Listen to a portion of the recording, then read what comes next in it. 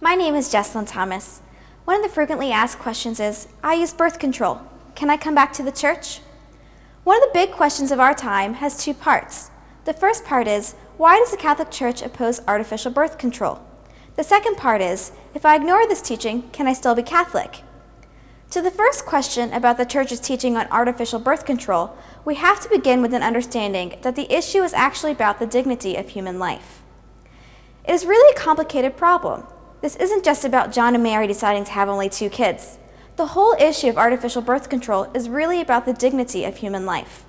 Catholics do not like to see sexuality divorced from love and marriage.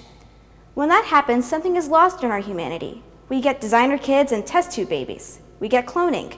We get a lack of respect for human life. Pope Paul VI said that if an artificial birth control mentality took hold in our world, there will be a lessening in respect for life in all of its forms, and an increase in the view of women as objects to be used for gratification as opposed to people with dignity equal with men. He went on to note the loss of respect for the very young, the old, and the poor.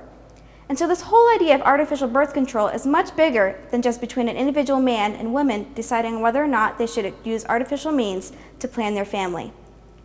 So these are complicated questions, and that's why when people are struggling with the issue of artificial birth control, we ask them, please, stay in the church, talk to your priest, talk to the people in the parish that are on the staff that can help you with these tough issues, and pray. Pray and deal with it that way. Catholics believe that when you're in the church, you're going to find some answers that are going to help keep human dignity, help you plan your family, and keep you close to your Christ. As for the second question, can you still be Catholic? We can also look to Pope Paul VI. He said that it was going to be a difficult problem.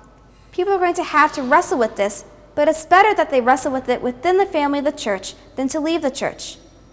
Now, you may not be able to go to communion while wrestling with this idea, but we'd rather have you wrestle with it with us together in the church.